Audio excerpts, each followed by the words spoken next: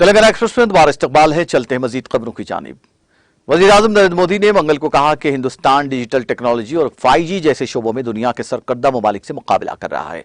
Video conferencing के जरिए पटपर्ती में Sai Hera global convention centre का इफ्तिताह करने के बाद खिताब करते हुए मोदी ने कहा, हिंदुस्तान टेक्नोलॉजी और मईशत में भी एक रहनुमा है। उन्होंने कहा कि हिंदुस्तान अब दुनिया की टॉप 5 मईशतों में से एक बन गया है, जो दुनिया के तीसरे सबसे बड़े स्टार्टअप इकोसिस्टम की हिमायत करता है। वज़ीर-ए-आज़म ने इस बात पर जोर दिया कि दुनिया में होने वाले रियल टाइम ऑनलाइन लेन देन का 40% हिंदुस्तान में हो रहा है। उन्होंने अकीदतमंदों से भी अपील की कि वो पूरे पटपर्ती जिले को डिजिटल इकोनॉमी की जानिब तब्दील कर दे। उन्होंने मशवरा दिया कि अगर सभी मिलकर इस अज़्म को पूरा करते हैं तो श्री सत्य साई बाबा की अगली जयंती तक पूरा जिला डिजिटल हो जाएगा। मोदी ने प्रोग्राम में मौजूद तमाम लोगों को मुबारकबाद देते हुए कहा कि वो शदीद मसरूफियात की वजह से जिस्मानी तौर पर हाजिर नहीं हो सके। सत्य साई के आशीर्वाद और तहरीक आज हमारे साथ है। उन्होंने इस बात पर रोशनी डालते हुए और खुशी का इजहार करते हुए कहा कि आज उनके मिशन में तोसी हो रही है और मुल्क को साई हीरा ग्लोबल कन्वेंशन सेंटर के नाम से एक नया फ्लैगशिप कन्वेंशन मिल रहा है।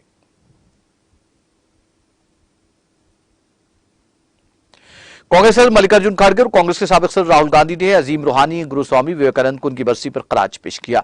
गांधी ने ट्वीट किया, उन्होंने दुनिया को बेखौफी का दर्ज दिया, हमदर्दी और भाईचारे का रास्ता दिखाया। अजीम रूहानी गुरु स्वामी विवेकानंद को उनकी बरसी पर खराज अकीदत। खड़गे ने कहा, हिंदुस्तानी तहजीब और सकाफत को दुनिया भर में शोहरत दिलाने वाले अजीम मुफक्किर और नौजवानों के लिए तहरीक का जरिया स्वामी विवेकानंद की बरसी पर उन्हें खराज।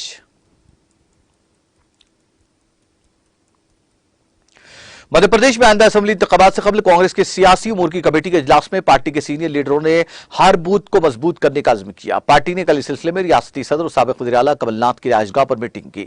मीटिंग के बाद ऑल इंडिया कांग्रेस कमेटी के तंजीमी जनरल सेक्रेटरी के.सी. वेणुगोपाल ने कहा कि इस बार कांग्रेस रियासत में हुकूमत बनाएगी। मीटिंग के बाद साबिक वजीर और MLA जीतू पटवारी ने मीटिंग में मौजूदा बदउन्मान हुकूमत को हटाने के लिए एक करारदाद पेश की गई। मीटिंग में कमलनाथ, वेणुगोपाल और पार्टी के रियासती इंचार्ज जयप्रकाश अग्रवाल समेत सभी लीडरों ने इंतखाबात की तैयारियों में पूरी तरह से लग जाने पर जोर दिया। उन्होंने कहा कि मीटिंग में हर बूथ को मजबूत करने का अज़्म किया गया। कांग्रेस 2023 के असेंबली इंतखाबात अब तक की सबसे मजबूत तंजीम के जरिए लड़ेगी। मीटिंग में साबिक वज़ीर आला दिग्विजय सिंह, साबिक मरकजी वज़रा अरुण यादव, सुरेश पचौरी, कांतिलाल भूरिया, कायदे हिज़्ब इख्तिलाफ डॉक्टर गोविंद सिंह और पार्टी के दीगर सीनियर कायदीन मौजूद थे।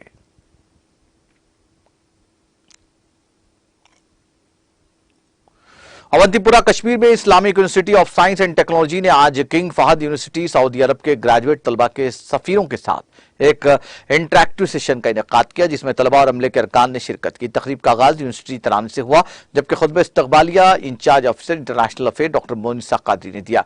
प्रोग्राम में यूनिवर्सिटी के vice chancellor professor Shakeel Ahmad Romshoo ने बतौर मेहमान खुसूसी शिरकत की। इस मौके पर किंग फहद यूनिवर्सिटी के ग्रेजुएट स्टूडेंट सफीरों ने ग्रेजुएट स्टडी स्कॉलरशिप मुतारुफ करवाई और शुरा से इससे फायदा उठाने को कहा।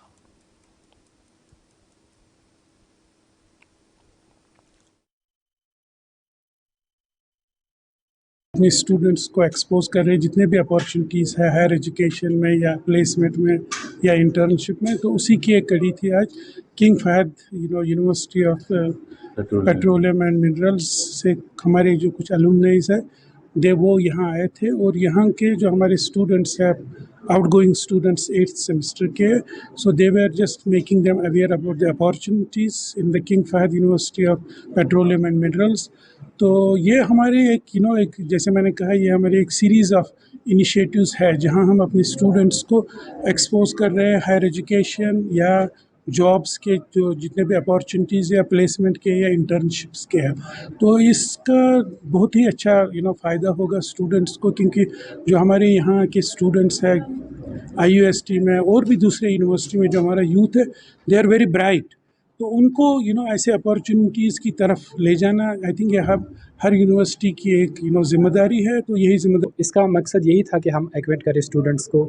यहाँ कश्मीर में बहुत पोटेंशियल है स्टूडेंट्स के पास, तो हम उनको एक्वेंट करें कि कौन कौन सी अपॉर्चुनिटीज़ उनके लिए अवेलेबल है। ये one of the world's best universities है, इसकी QS रैंकिंग 160 है और पेटेंट्स में ये अभी 3rd नंबर पे है world wide.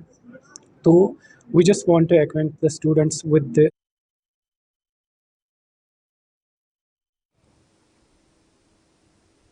Ladakh union territory के जिले करगिल में मंगल की सुबह जलजले के झटके महसूस किए गए, ताहम किसी जानी या माली नुकसान की कोई इत्तला नहीं है।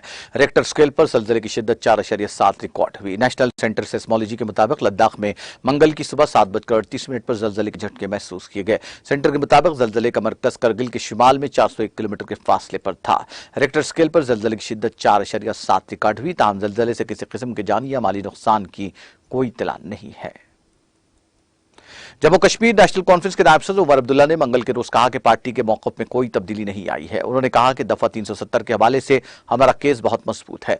इन बातों का इजहार फारूक ने मानसबल गांदरबल में पार्टी कन्वेंशन से खिताब के दौरान किया।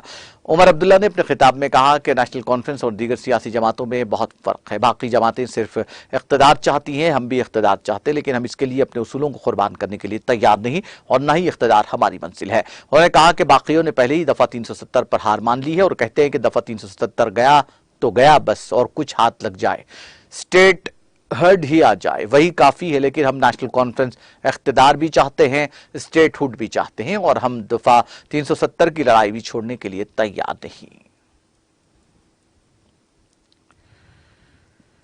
जम्मू कश्मीर पुलिस ने बारामूला में बेटे से वालिद को हिरासत से रिहा कराने के लिए रकम का मुतालबा करने के इल्जाम में 2 भत्ताखोरों को गिरफ्तार किया है। एक पुलिस तर्जुमान ने अपने एक बयान में कहा कि फैसल बशीर साले वल बशीर अहमद साले साकिन कानली बाग बारामूला ने पुलिस स्टेशन बारामूला में एक दरखास्त दर्ज की, जिसमें कहा गया कि इसका वालिद बशीर अहमद साले साल 2002 से PSA के तहत जेर हिरासत है। उन्होंने कहा कि दरखास्त में कहा गया है कि इस दौरान मुदस्सिर अहमद वानी वल मंजूर अहमद वानी साकिन संगरी बारमोला और यासर रशीद राथर वल अब्दुल रशीद राथर साकिन मल्लापुरा शेरी, जिन्होंने एक सियासी जमात के साथ वाबस्ता होने का दावा किया, वालिद को हिरासत से रिहाई के लिए 1 लाख रुपए का मुतालबा किया, लेकिन कमजोर माली हालत की वजह से हम उनको पैसे नहीं दे सके। उनका कहना है दरियासना दरखास्त दहिंदा के वालिद PSA की मनसूखी के बाद रिहा हुए और दोनों मुलजिमों ने एक बार फिर उनसे पैसों का मुतालबा किया।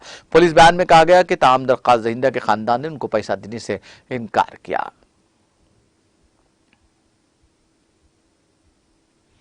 इसराइल के बैन गोरियन हवाई अड्डे पर नेतन्याहू हुकूमत की अदालती इस्लाहात के खिलाफ एहतजाज करने वाले हजारों मुजाहिरीन को पुलिस ने गुज़िश्ता 24 घंटों के दौरान मुंतशिर कर दिया। इसराइली पोर्टल आरोज शोआ ने यह इत्तला दी। रिपोर्ट के मुताबिक यह एहतजाज करीब शहर रामल्ला तक पहुंच गया। खबरजी टाइम्स ऑफ इसराइल ने कहा था कि हवाई अड्डे पर मुजाहिरीन और कानून नाफिज करने वाले एहलकारों के दरमियान झड़पों में 37 अफराद को गिरफ्तार किया गया। उन्हें हवाई अड्डा के टर्मिनल 3 में दाखिल होकर रुकावटें पार करने, सड़कें ब्लॉक करने और अमन अमान में खलल डालने के इल्जाम में गिरफ्तार किया गया। इसराइल में हुकूमत और अपोजिशन के दरमियान अदालती इस्लाहात पर मुज़ाकरात नाकाम होने के बाद बड़े पैमाने पर मुजाहरे शुरू हो गए हैं। नेतन्याहू की काबीना ने ऐलान किया है कि नए कानून में बाज मुतनाज़ा नुकात को मनसूख या तरमीम किया जाएगा, लेकिन अदालती इस्लाहात जारी रहेंगी।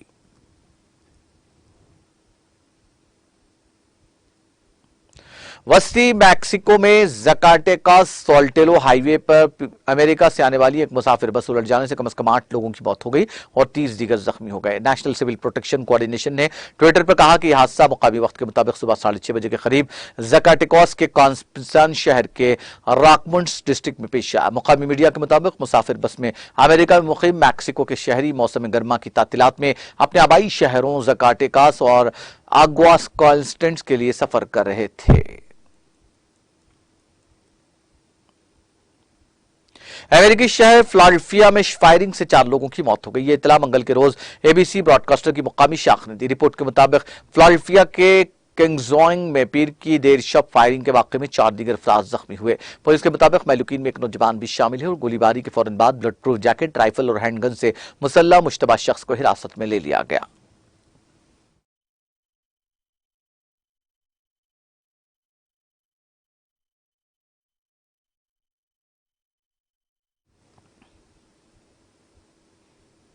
आखिर में सुर्खियां एक बार फिर।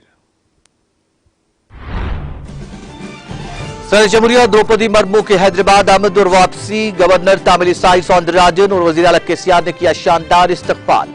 अल्लूरी सीतारामराजू की 125वीं यौम पैदाइश की इख्तितामी तकरीब में शिरकत के बाद नई दिल्ली रवाना।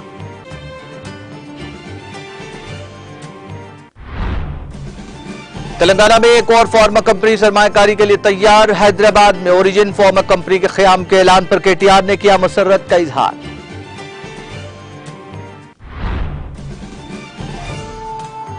रियासत में 55 साल हुक्मरानी करने वाली कांग्रेस ने अवाम के लिए कुछ नहीं किया। बीआरएस की फलाही की बात मुल्क भर के लिए मिसाली। जगतियाल में रियासती वजीर को पुलईश्वर का खिताब। कांग्रेस को इख्तिदार की ख्वाहिश के अलावा अवामी बहबूद की कोई परवाह नहीं। सदर नशीन तेलंगाना कानून साज कौंसिल जी सुखेंद्र रेड्डी का इल्जाम।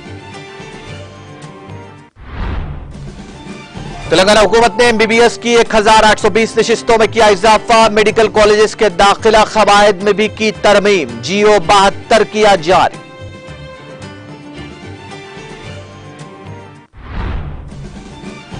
और हिंदुस्तान डिजिटल टेक्नोलॉजी में सरकर्दा ममालिक से कर रहा है मुकाबला। साहिरा ग्लोबल कन्वेंशन सेंटर की इफ्तिताही तकरीब से वजीर आजम नरेंद्र मोदी का खिताब।